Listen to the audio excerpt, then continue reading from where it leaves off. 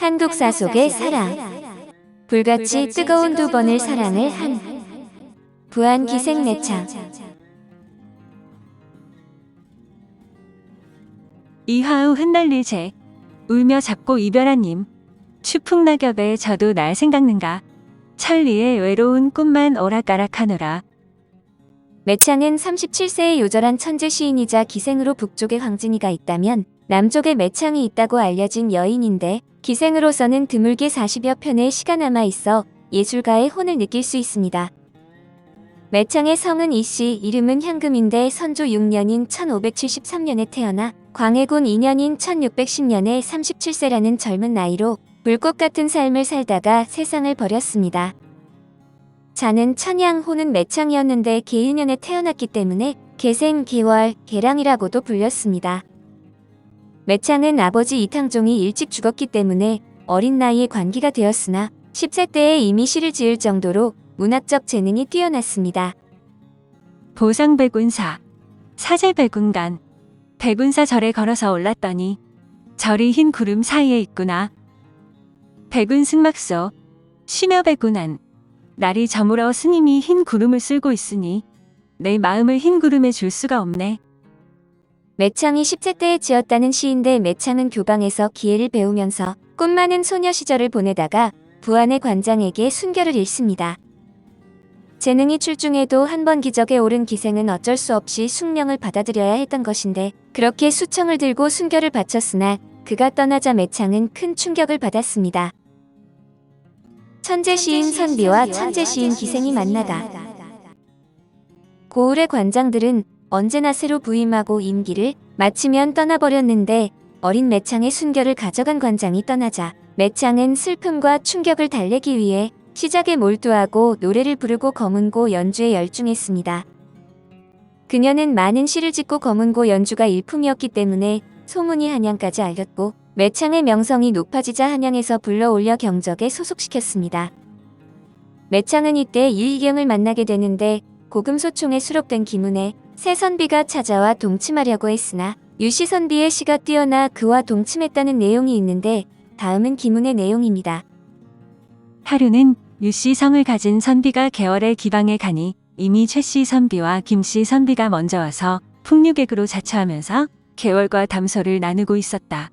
개월이 새 선비에게 술을 대접하자 취기가 도도하게 오른 선비들은 다른 사람을 뿌리치고 동침을 하려고 개월에게 은밀하게 수작을 부렸다. 기문은 매창을 개월이라 쓰고 새선비는 성만 밝히고 이름은 쓰지 않고 있는데, 개월을 차지하려는 새선비의 각축이 치열하게 전개됩니다. 조선시대 기방의 풍속은 손님 한 명이 기생 한 명과 술을 마시는 것이 아니라 기생 한 명이 여러 손님들을 상대했습니다. 예를 들어 첫 번째 온 손님과 기생이 담배를 피우면서 한담을 나누고 있을 때 두 번째 손님이 오는데, 두 번째 손님을 받지 않을 수도 있으나 대부분 맞아들이고, 첫 번째로 온 손님도 내키지는 않지만 허락할 수밖에 없습니다. 평안호, 두 번째 손님은 방으로 들어오면서 먼저 와 있는 손님에게 인사를 건넨다. 평안호, 첫 번째 손님도 두 번째 손님에게 같은 인사를 건넨다. 기생은 하나인데 남자는 둘이니 자연스럽게 팽팽하게 긴장감이 흐른다. 두 번째 손님은 자리에 앉아서 담배 한 대를 피우면서 기생과 한두 마디 인사를 나눈다. 첫 번째 온 손님은 고가워도 참을 수밖에 없다. 이런 법도를 제대로 지키지 않으면 싸움이 일어나게 된다. 손에게 통할 말 있어. 이내 두 번째 손님이 먼저 와 있는 손님에게 말한다. 무엇이요? 먼저 와 있는 손님이 퉁명스럽게 대꾸한다. 기생 단가 하나 들읍시다. 좋소이다. 나도 방금 청하려고 했어. 첫 번째 손님이 쾌히 허락하는 것이 기방의 법도다. 이런 법도를 지키지 않으면 크게 싸움이 일어나고 오입쟁이 노릇을 할 수가 없다. 여보게 단가 하나 뽑게. 두 번째 손님이 기생에게 말하면 기생은 기다렸다는 듯이 단가를 뽑는데, 개월이 새 선비를 맞이했을 때도 이러한 풍속대로 세 사람이 인사를 나누었을 것입니다. 개월은 시와 검은고로 장안을 뒤흔들고 있는 명기로 개월을 차지하는 것은 남자들의 자존심이 걸린 문제여서 치열한 쟁투가 벌어질 수밖에 없었습니다. 새 선비가 다투어 개월에게 끈적거리는 눈길을 보내자 개월이 눈치를 살피다가 제안을 했다. 여자는 하나고 남자는 셋이니 풍류 장씨를 지어 결정을 하는 것이 어떻겠어요? 만약에 저의 마음에 드는 씨가 있다면 오늘 밤에 그분을 모시도록 할게요. 개월이 추수처럼 크고 맑은 눈에 잔잔한 미소를 띠고 말했는데 풍류장시라는 것은 기녀들의 사랑을 묘사한 시로 천하절색으로 황진이와 짝을 이룬다는 명기인 개월의 말에 새 선비는 귀가 번쩍 뜨였습니다. 예를 들어 이런 시를 지어야 합니다. 개월이 새 선비의 동의를 구한 뒤에 먼저 시를 읊기 시작했다. 옥비천 인침, 단순만 객상, 꽃같은 여인의 팔은 천 사람의 베개여, 붉은 입술은 만 명의 손님이 맛을 보았네. 여신 비상인, 하거다 나장, 너의 몸은 서리빨이 아니거늘, 어찌 이다지 나의 애간장을 끊느냐? 종무 삼경월, 금생일 진풍, 달은 삼경 달빛에 춤을 추고, 이불은 일진의 바람에 펄럭이네. 차시무한미, 유재량인동, 이때의 무한한 맛은 오로지 두 사람이 같이 있을 때만 존재하네. 개월이 시를 읊자 선비들이 일제히 박수를 치며 환호했고 최씨 선비와 김씨 선비가 다투어 시를 읊었으나 개월은 마음에 들지 않아 시큰둥했습니다. 이를 눈치챈 두 선비가 다시 시를 읊었으나 여전히 개월의 마음에 차지 않았는데 두 선비가 개월의 헌심을 사기 위해 다투어 시를 읊었지만 유씨 선비는 콧방 귀만 뀌고 있었습니다. 개월이 유씨를 재촉하자 선비는 그때서야 마지못한 듯이 운자를 부르라고 하고 거침없이 시를 읊었습니다. 탐춘호 사기하년, 비취금 중류호연, 봄 찾는 호탕한 선비 기운도 좋으시고 비추 이불 속에서 아름다운 그대를 만났네. 탱거 옥비안가 그 관례단 혈양 현환, 흰 팔pe고 누운이 두 다리가 우뚝하고 붉은 구멍 꿰뚫으니 두 줄이 둥글거나 초춘교원 미여무, 정각장천소이전, 아름다운 눈을 보니 아득하게 안개 같고 장천을 쳐다보니 돈짝보다 작아 보이네. 저희양론 자미별, 일쏘고 같이 찬김, 만약에 그 속에 자미를 논한다면 하룻밤 비싼 값이 천금이 되오리다. 이는 운자가 떨어지자마자 지은 것이었으나 침석 사이의 정태를 잘 형용하였을 뿐 아니라 그리 호방하고 온건하니 반드시 범상한 재주가 아닐 것입니다. 원컨대 조남을 알려주십시오. 나는 유모라는 사람이요. 존공께서 이렇게 누추한 곳에 왕림하실 줄 몰랐습니다. 이제 다행히 만나 뵙는군요. 개월이 유씨 선비에게 절을 하자 김씨와 최씨 선비는 씁쓸한 마음에 입맛을 다셨고 두 선비에게 물러가라는 뜻으로 말하자 두 선비는 입을 다물고 총총히 돌아갔고 유씨 선비는 그 밤을 개월과 함께 지냈습니다. 그러나 이 기록은 야담리에 실렸기 때문에 정확하다고 볼 수는 없는데 유희경은 당대의 시로 명성을 떨쳤기 때문에 이와 같은 야담이 만들어졌는지 모릅니다. 초는집 행록의 기록으로 유희경은 부안에서 매창을 만난 것으로 되어 있는데 매창이 유희경에게 빠져든 것은 그의 시 때문이었습니다. 이미 시인으로 명성을 떨치고 있던 매창은 유희경의 시를 읽고 큰 감동을 받았는데 당시에 유희경은 백대분과 함께 위양시인으로 전국적으로 명성을 떨치고 있었습니다. 매창은 부안 일대에서 아니 조선 팔도에서 그와 같은 시를 지을 수 있는 인물은 유희경과 백대분밖에 없다고 생각해 유희경을 만난 것을 꾸민 듯이 기뻐했습니다. 유희경은 매창을 처음 보았을 때 그녀가 삼천궁에서 내려온 선녀처럼 아름답다고 시로 칭송하였습니다. 증문 남국 개낭명, 시운 가사동 낙성, 남쪽의 개랑 이름 널리 알려져서 글과 노래가 성을 무너뜨렸네. 금일상 간진 면목, 가계신녀와 삼청, 오늘에야 참모습을 대하고 보니 선녀가 옷자락 날리면서 내려온 듯하구나. 매창도 자신이 좋아하는 당대 제1의 시인을 만나자 감격스럽기는 마찬가지라서 유희경이 일대우거리라면서 아낌없는 찬사를 시로 늘어놓았습니다. 운시장안 일대호, 운기도처정파도, 그대는 장안의 일대오걸, 그대의 발이 닿은 곳의 물결은 고요해라. 금조부하 신선사, 연자 동풍서 일고, 오늘 아침 신선의 일을 들었는데 제비는 동풍을 맞아 지는 해에 높이 떴어라. 유희경과 매창은 이때부터 열렬한 사랑을 나누는데 유희경은 기생을 가까이 하지 않았으나 매창을 만나면서 깊이 빠져들었습니다. 유희경과 매창의 사랑은 교과서처럼 플라토닉했다기보다 오히려 에로틱했는데 이것은 그동안 기생들이나 조선 여성들이 쓴 시에서 진일보한 것이라고 볼 수 있습니다. 유하 홍영 잠시춘 달순한 의욕 협빈 기생의 아름다운 몸도 잠시 동안만 봄이라서 고운 얼굴에 주름이 지면 의원도 못 고친다네. 신여부감 꽃침냉 무산운우 하래빈 선녀인들 외로움을 어찌 견디겠는가. 무산의 운우에 정 자주 내리세. 무산의 운우를 자주 내리자는 것은 육체의 사랑을 자주 나누자는 것으로 유희경에게 매창은 시인이자 육체의 사랑을 나눌 수 있는 여자였고 매창은 이런 유희경을 절대적으로 사랑했습니다. 봄이면 복숭아나무 꽃가지를 흔들면서 꽃이 예뻐요. 내가 예뻐요. 하고 교태를 부리고 꽃이 예쁘다고 말하면 오늘 밤 꽃하고 주무세요.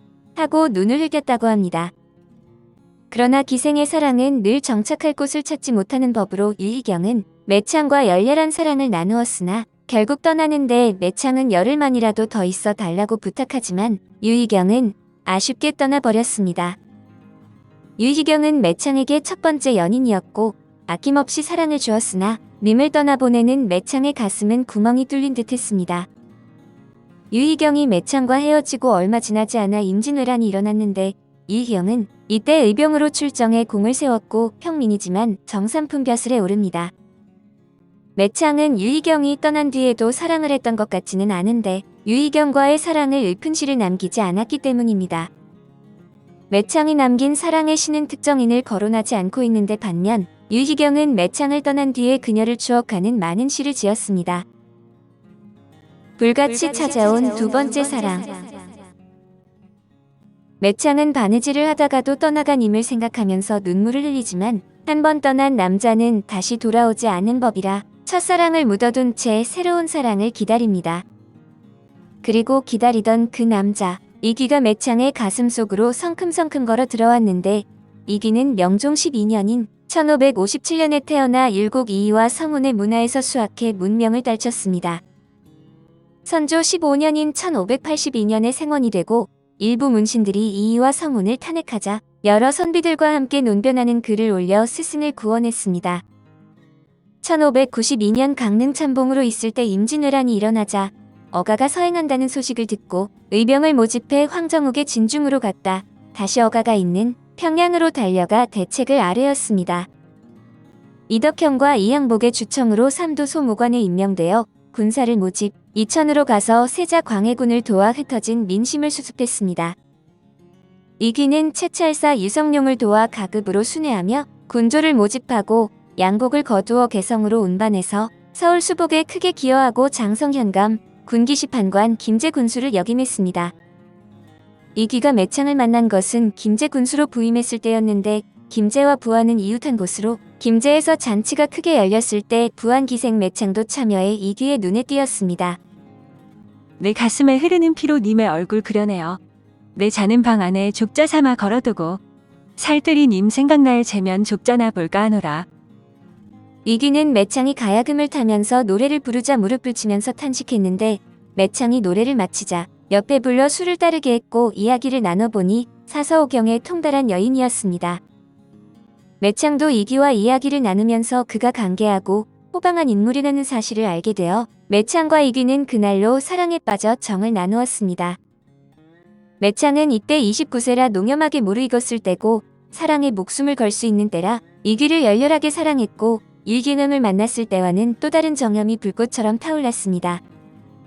등잔불 그물어갈 제 창 앞 짚고 드는 님과 오경종 나리올 제 다시 안고 눕는 님을 아무리 백골이 진토된들 잊을 줄이 있으리. 시의 표현대로라면 그는 등잔불이 그물거릴 때 창 앞으로 찾아왔고 오경을 알리는 종을 칠 때 다시 매창을 안고 누웠다고 했는데 하룻밤에 두 번의 사랑을 나눌 정도로 깊고 뜨거웠던 것입니다. 그러나 시인의 사랑은 필연적으로 이별을 맞이하는데 이귀는 중앙으로 올라갔고 1603년 병과로 급제해 형조좌랑 안산군수, 양재도찰방, 제천군수를 역임하느라 사랑하는 여인을 돌볼 시간이 없었습니다. 그러나 이기에 대한 매창의 사랑은 변함이 없었는데 홍길동전의 저자 허균은 그런 사실을 1601년 7월 23일 조관기행에 적고 있습니다. 창기계생은 이귀의 정인이다. 검은고를 뜯으며 시를 읊는데 생김새는 시원치 않으나 재주와 정감이 있어 함께 이야기할 만하여 종일토록 술잔을 놓고 시를 읊으며 서로 화답하였다. 밤에는 계생의 조카를 침소해 드렸으니 혐의를 피하기 위해서이다. 매창은 허균을 좋아했고 매창도 허균을 좋아했으나 정을 통하지 않았는데 혐의를 피하기 위해서라고 한 것으로 보아 매창이 이귀에게 절개를 지키고 있었다는 사실을 알 수 있습니다. 이귀는 김자점, 김유등과 인조반정을 주도한 뒤에 영의정까지 추증되는데 허균은 10년 동안 매창과 교분을 나누었으나 일정한 선을 두었습니다. 이것은 이귀가 친구이기도 했고 매창의 시와 아름다운 영혼을 진심으로 좋아했기 때문이며 매창도 허균과 정신적인 교분을 나누었는데 허균이 잠자리에 들려고 하자 조카를 침소에 들게 할 정도로 우정은 깊었습니다.